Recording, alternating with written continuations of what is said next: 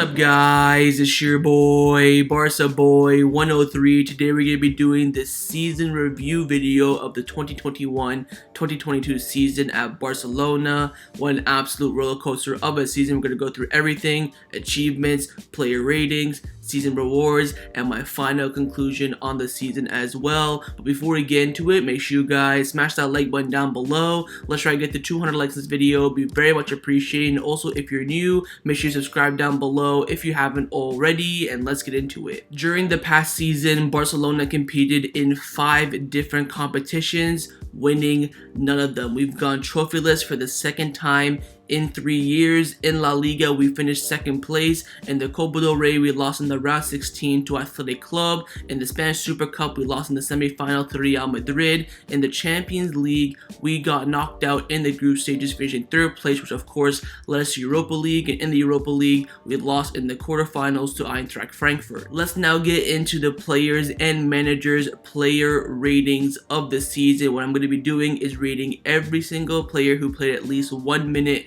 for Barcelona since August until, of course, May. Gonna go through every single one, no matter who it is, in the shirt number order. Starting off, of course, with number 1, it is Marc-Andre ter Stegen. I will give ter Stegen a 6 out of 10 for the entire season, which of course is an average rating. I think he started off very poorly under Koeman, of course. You can see the log goals. He kept little to no clean sheets. Once Xavi came in, he picked up a bit. I felt like under Xavi as well, his distribution was very, very solid. Under Koeman, it wasn't. So overall, for ter Stegen, I will give him a 6 out of 10. Number 2 is, of course, Serginho Dest. I will also give him a 6 out of 10. Now for Dest, he started off under Koeman pretty well. Dropped off a bit with injuries. When Xavi came in, he was injured as well. I think he also had COVID. But once he got his chance, he played well. The problem with Dest this season, he's been injured a lot through the whole entire year and did not play that many minutes. So overall for Dest, I will give him a 6 out of 10. Number 3 is, of course, Gerard Pique, the second captain of the squad, and I will be giving him a 7 out of 10. Felt like he had a solid season. Of course, starting off under Koeman was poor like the rest of the team. But when Xavi came in, he was the cornerstone of our defense. I think without him, we'd have lost and dropped more points throughout the season. I felt like he was very, very important in that defense. So overall, I will be giving him a 7 out of 10. Number 4 is Ronald Araujo. I will be giving Araujo a 7 out of 10.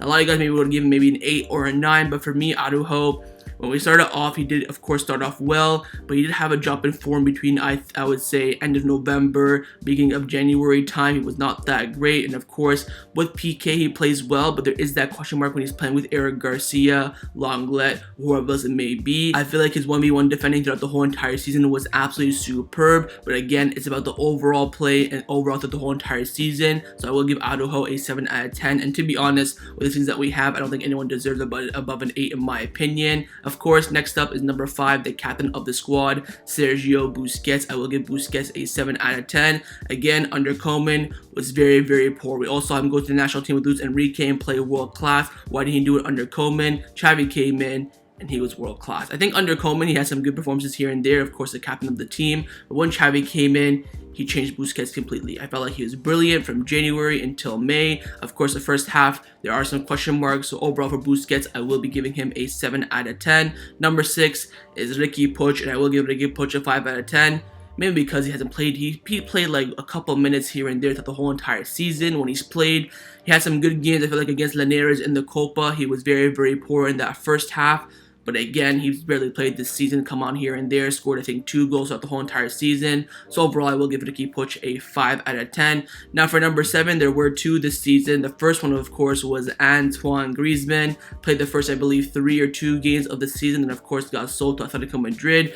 In those 3 games, though, he was terrible. So overall, I will give Griezmann a 5 out of 10. And the other number 7 was Ousmane Dembele, and I will give Dembele a 7 out of 10. Again, beginning of the season was injured, of course, had that big injury during the World Cup or the Euros in the summer. I forget what it was, the Euros, okay? Got injured during that, started off the season very poorly coming in, was getting subbed on, I think, for the first few months. Then when he was fully fit, he was brilliant. Of course, top assister in La Liga. He's played well. Of course, his finishing in the final third has been absolutely shocking. But, you know, in terms of assists, in dribbling stats, he was superb, and also his performances as well. So overall, I will be giving him a 7 out of 10. Number 8 is Dani Alves. I will give Dani Alves a 6 out of 10. Of course, came in January, from January until May. Did not play the Europa League, played once a week.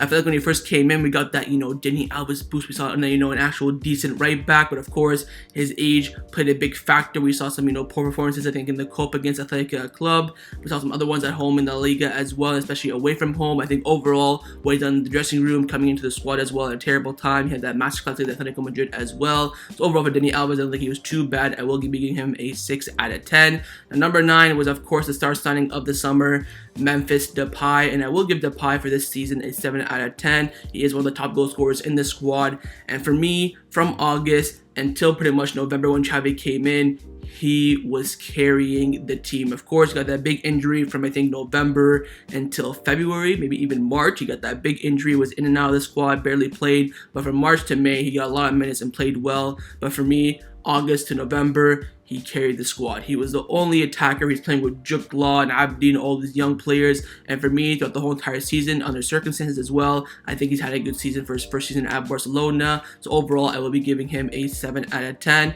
Now, the iconic number 10 shirt goes to, of course, Ansu Fati. I will give Fati a 6. Again, he's barely played this season. Poor kid keeps getting injury after injury after injury. When he does play, he's been superb. I remember that game against Dynamo Kiev. We need to win to stay in the Champions League at that time, of course. Now, of course, we know that we didn't make it. He scored that goal. Everyone was over the roof against Celta Vigo. I think the next weekend he scored a goal as well. Then got that big injury again. Came back, got us the 3 points against Real Betis as well. He's had his moments, but again, he just hasn't played that much this season. So overall, I will be giving him a 6 out of 10. Now, next up is number 11, and there were 2 number 11s this season. The first one was, of course, Yusuf Demir. Absolutely shocking in my opinion. I will be giving him a 4 out of 10. If you've been on the channel throughout the whole entire season, I've criticized him a lot.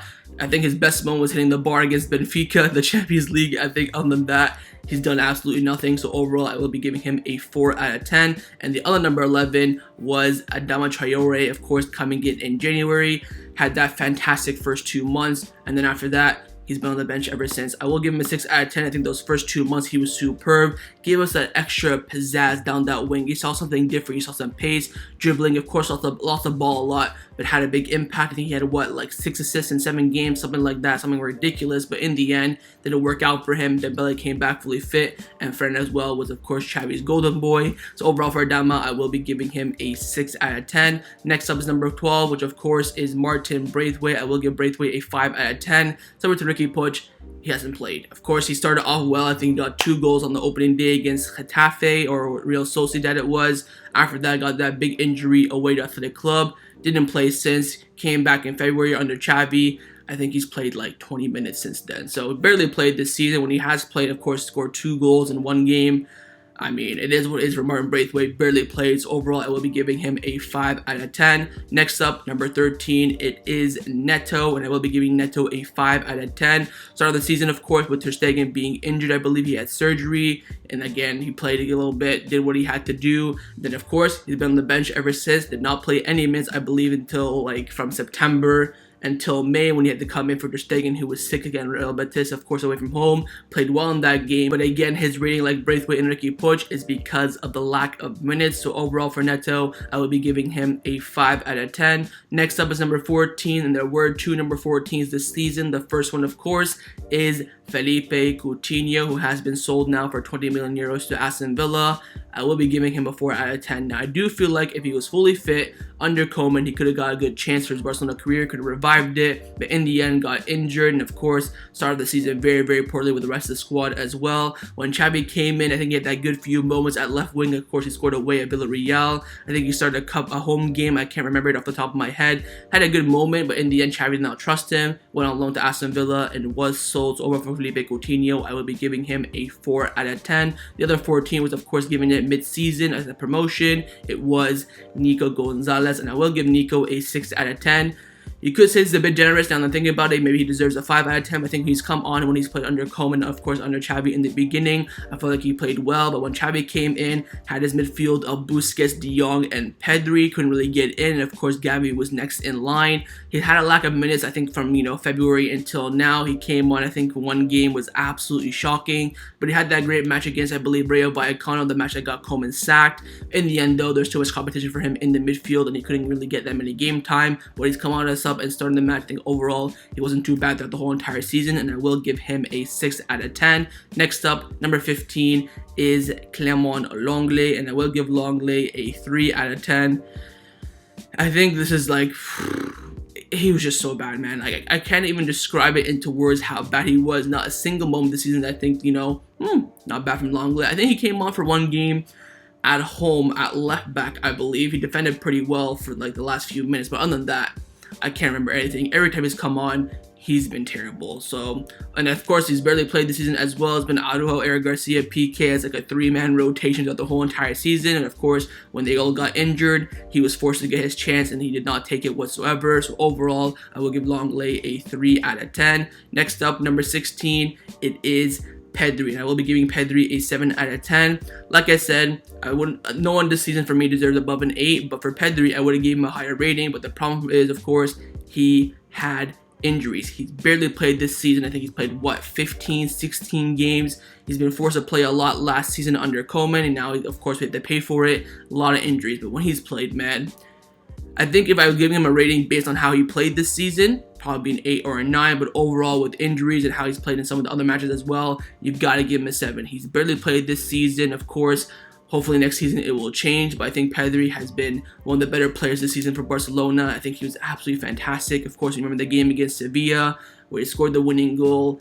He had a great season when he's played, but of course a lot of his games this season have been off the pitch. So overall for Pedri, I will be giving him a 7 out of 10. Next up, number 17, it is Luke De Jong, and I will give Luke a 7 out of 10. Now, under Koeman, I probably would have given him a 1, but under Xavi, I'd give him a 9. So I kind of put it in the middle there at 7 out of 10. Under Koeman, absolutely shocking. Probably one of the worst players I've seen in a Barcelona shirt alongside Andre Gomez and Kevin Prince Boateng. He was really up there. But when January came under Xavi, we had all the injuries, all the COVID cases. He turned up. He scored that goal, of course, I think against Real Mallorca away, and then Granada away. They started coming off the bench and making a massive impact. And for that, he gets for me a 7 out of 10. Next up, the third captain of the squad, number 18, it is Jordi Alba, and I will be giving Jordi Alba a 7 out of 10. So he's the fourth captain, not the third captain. But Jordi Alba this season, I think he's played well, of course. Under Koeman, I think he was one of the better players. Of course, during that last month of Koeman, he was very, very poor. I'm thinking, away at Benfica, away at Atletico Madrid, away at Rayo Vallecano, at home to Bayern Munich. He was poor in those matches, but against his lower opposition in La Liga, he wasn't doing too bad. And of course, under Xavi, he's been fantastic. I think he got double figures in assists this season. I think he got more than 10, of course. I think 10 in the league and a few in other matches as well.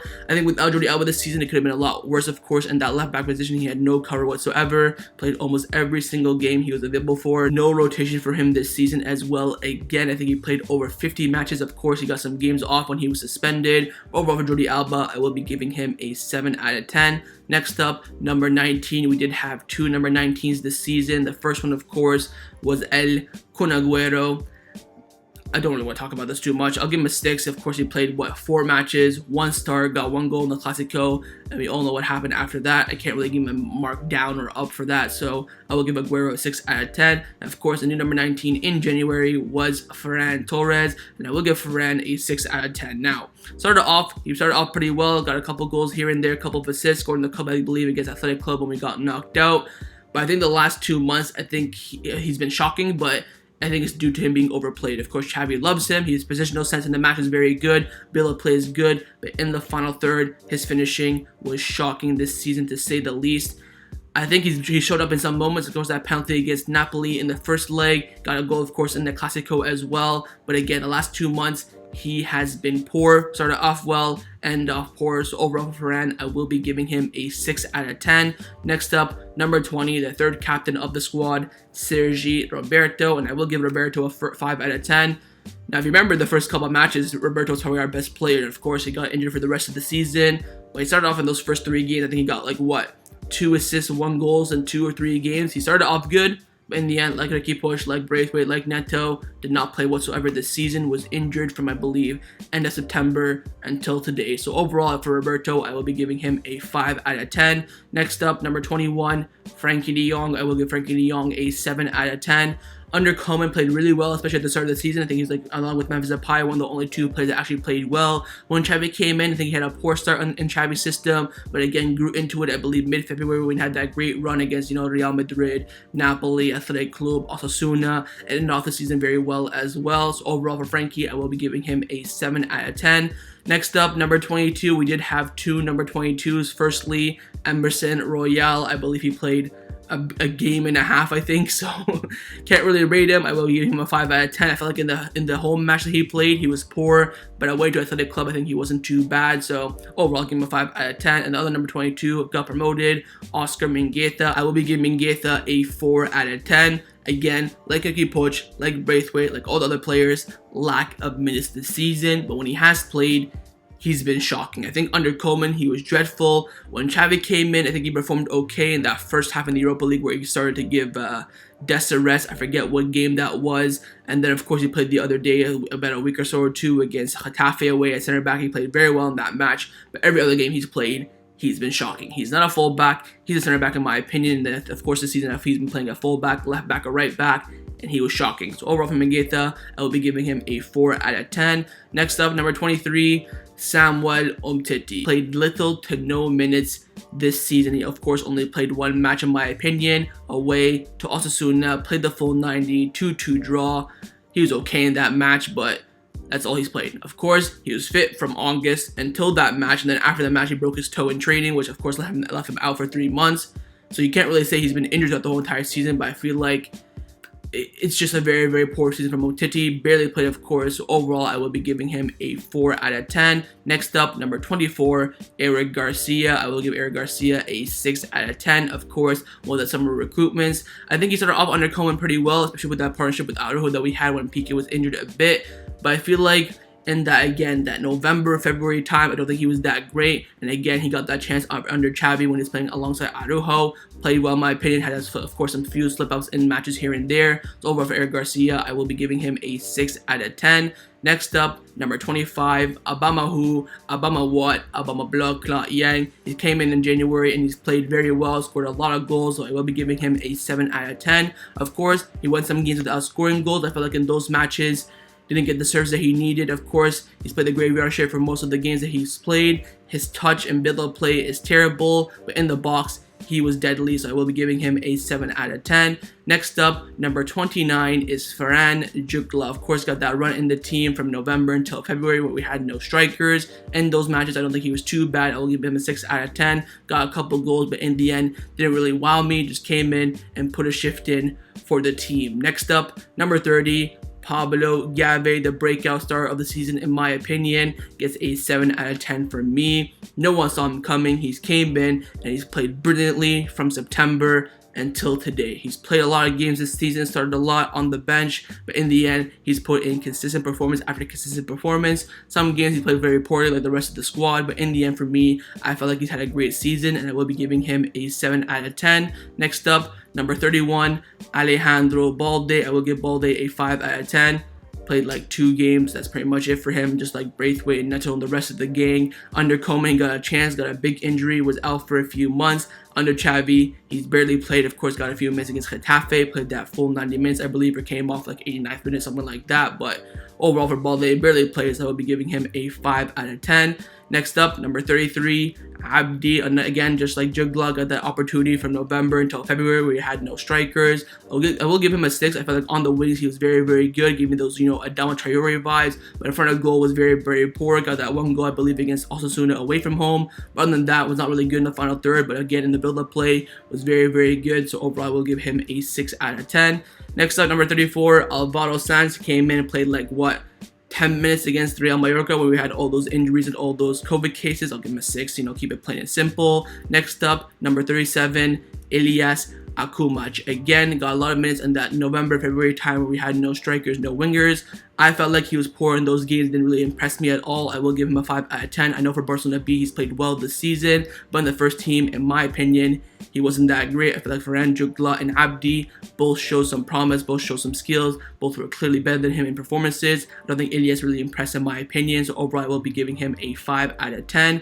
Next up, I believe number 39, it is Estanias. Came in, I think, for like 5 minutes against Real Mallorca. I mean, I can't really rate him. I don't even know if he touched the ball or not, so I'll just give him, an average 6 out of 10. And finally, number 41, Mika Marmol. Came on, of course, for a few minutes against Getafe the other weekend. I'll give him as well a 6 out of 10. Don't even know if he touched the ball as well. And that concludes all the player ratings for the 2021-2022 season. Let's now get into the manager ratings for the 2021-2022 season. Of course, this season, Barcelona had 2 managers in the first team. The first one who started off the season was Ronald Koeman, and I will be giving Koeman a 2 out of 10. Was absolutely dreadful. We played absolutely terribly. There's no management of the squad. Nothing. Of course, we lost big games. Bayern Munich, Athletic Club, drawing away to Cadiz. It was very, very poor, beyond belief. We played absolutely shite football and did not get results as well. Was absolutely dreadful, and I would be giving him a 2 out of 10. Of course, in November, the current manager came in. That was, of course, Xavi Hernandez, and I will be giving Xavi an 8 out of 10 for the circumstances. He's come into the squad. There's no attackers. We're in dire need of Champions League football. He's come in, brought us from 10th place to 2nd place, which I think is an absolutely fantastic achievement. Of course, Spanish Super Cup, Copa del Rey, Europa League, we got knocked out. I understand that, but for the circumstances that he's come into, the squad that he had, the players that he had as well, changed the whole entire attitude, changing the whole entire training sessions, for me, had a massive impact on the squad, and the future does look bright. So overall for this season for Xavi, I will be giving him a total of 8 out of 10. So overall, the team performance rating of the season, I will be giving it a 4 out of 10. Trophyless, shy performances from, of course, August until,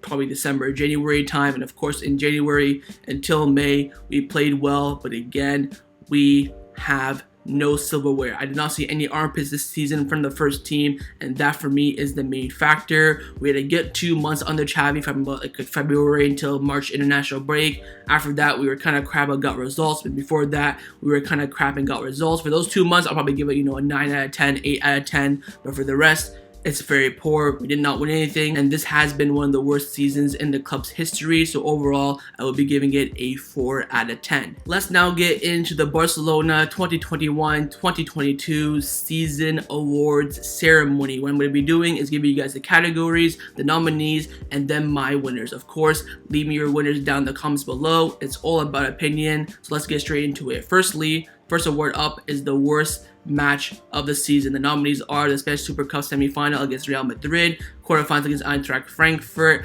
losing of course in the Champions League to Benfica, Bayern Munich. All those games are in there for me, and of course the winner, I think we can all agree on this, is the quarterfinal against Eintracht Frankfurt. I don't think it was the worst performance of the season. I think it's just because of the manner that happened, of course, with that German takeover at the Camp Nou. We came in, gave away a penalty first minute. They got a wonder goal. They got another penalty, I believe.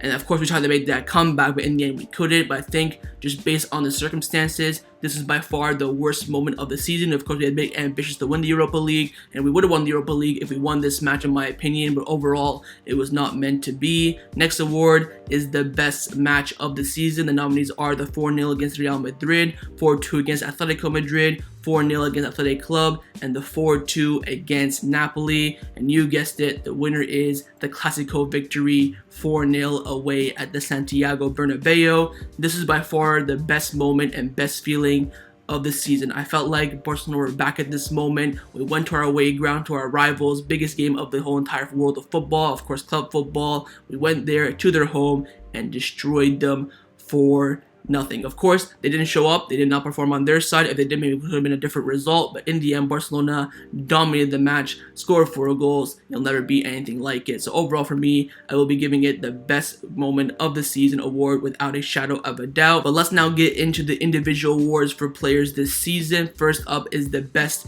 defender of the season. The nominees are Jordi Alba, Araujo, and Gerard Pique. And the winner for me is Araujo. I feel like Pique had a better season overall, but I feel like, again, in terms of just defending, Araujo has been the best without a shadow of a doubt. His last did tackles this season, some of them have absolutely saved our arses, and we all know Araujo this season in terms of 1v1 defending was absolutely superb, so no doubt for me, he's the best defender of the season. Next up is the best midfielder of the season. The nominees are Frankie de Jong, Pedri, Pablo Xavi, and Sergio Busquets. Now, this was difficult to pick. I'm thinking, based on performances, it's got to be Frankie de Jong or Pedri, but of course, Busquets and Frankie de Jong were very consistent throughout the whole entire season. Xavi was in and out of the squad too much, in my opinion, to get this award. So in the end, I have given it to Frankie de Jong. I feel like from August until May, he's been the best midfielder. Of course, Pedri's barely played. Busquets was inconsistent at the beginning under Koeman. And of course, Xavi was in and out of the squad a lot and had, of course, that good moment, I believe, in the February-March time as well. But from minute one until today, I feel like Frankie de Jong was the most consistent and the best midfielder in my opinion. Next up, the best attacker of the season. The nominees are Aubameyang, Memphis Depay, Ousmane Dembele, and Luke de Jong. This one was also tough, but I have given it to Memphis Depay. Again, similar to Frankie de Jong, from August until today, he's been the most consistent. He's been there, of course. He had that big injury again from November until February, but in those matches that he has played, he showed up. Of course, Ousmane Dembele was out from August until January pretty much. Same with Luke de Jong, he was out pretty much from August until February, played absolutely nothing, it was absolutely shite. And again, for Aubameyang, he could have an argument, he's come in, scored a lot of goals, I think he's matched, Depay for goals as well, but he came in January. So I think overall for the season, the best attacker in my opinion is Memphis Depay. Next award, the best Spanish player of the season. The nominees are Pedri, Pique, Pablo Xavi, and Sergio Busquets. Of course, we are a Spanish club, so we gotta have the best Spanish player award, and for me, it does go to Gerard Pique. I think without him in the defense, we would have, lost a lot more games and conceded a lot more goals and lost a lot more points as well. I feel like in those first few months under Koeman, he was, one of the only few players that were performing. He's, had a terrible back line with him. The morale was low as well. But I feel like that the whole entire season, he's been the most consistent out of those four nominees. And also, I think without him, we would have suffered a lot more. So overall for Pique, he is my best Spanish player of the season. Next up, one of my favorite awards, the best Barcelona B/La Masia player of the season. The nominees are Pablo Xavi, Nico Gonzalez, Ferran Jugla, and Abdi. And the winner for me, of course, without a doubt, is Pablo Xavi. No one saw him coming. Absolutely no one saw him coming. Koeman gave him the chance in preseason. He did a Pedri 2.0. Last season, Pedri was a big surprise, but this season, it has been Pablo Xavi. What a player, unbelievable skills, and he's pretty much a first-team player throughout the whole entire year. Every time the first-team squad list came out, he was on it, and he's been playing superbly this season as well. So overall, the best Barcelona B/La Masia player, for me, without a doubt, is Pablo Xavi. Next award is the most surprising player of the season. The nominees are Pablo Xavi, Araujo, Aubameyang, and Ferran Jugla. And the winner for me is Aubameyang. Now, of course, for Pablo Xavi, he was a big surprise as well. But I gave him that Barcelona B award. For Aubameyang, no one thought he would be this good. He came in as a last-second deadline day on January, final few minutes signing. He's come in and he's been brilliant. I think, of course, you can say Pablo Xavi was a bigger surprise, but I think for me, in my opinion, Aubameyang was a bigger surprise. No one thought he'd come in and score double-figure goals, with have a big importance in the squad. Xavi came in from August. He's played well, consistently in and out of the squad. But for Aubameyang, last-second signing, deadline day, you think, all right, it's just someone coming in just to fill a spot in the first team. But he's come in and he's been superb. So overall, for me, the biggest surprise, in my opinion, is Pierre-Emerick Aubameyang. Next award, the best under-23 player of the season. The nominees are Pablo Xavi, Pedri, Eric Garcia, and Araujo. And for me, the winner, of course, is Ronald Araujo. He's been by far the best players out of those four nominees and also the most consistent as well. No difficulties here for me picking this award. He was by far the best under-23 player throughout the whole entire season and the most consistent as well. Next up, the flop of the season, the worst Barcelona player this season. The nominees are Clement Lenglet, Oscar Mingueza, and Felipe Coutinho. Now, of course, you can say Umtiti, Roberto, Ricky Puig, Braithwaite Neto, but they barely played. These are 3 players who played a lot this season and also were the worst performing in my opinion. And the winner, of course, you guessed it, is Clement Lenglet. I was looking at my all-season review video back in, the Valverde days and, Pique Setien. He got 9 out of 10 of my player ratings in that 2020-2021 season during the pandemic, I believe, or 2019-2020, sorry. He got 9 out of 10. This season, he's been the worst player. From, 2 years, how times have changed. He was, very underrated center back when we had, Valverde and Setien with Pique as well. Very, very underrated. And now he's had the fall from grace. The worst Barcelona player of the whole entire season, in my opinion, based on minutes played and, of course, performances on the pitch as well. And the final award is the best Barcelona player of the season. The nominees are Araujo, Pique, Memphis Depay, and Ousmane Dembele. Now, this for me was the hardest one to pick. In my opinion, I shouldn't pick anyone because we had, a terrible season. I don't think anyone deserves the award, but I'm going to give it anyways. Now, for me, it's between Pique and Araujo. I think Memphis played well this season. I think Dembele as well for that second half of the season was very, very good.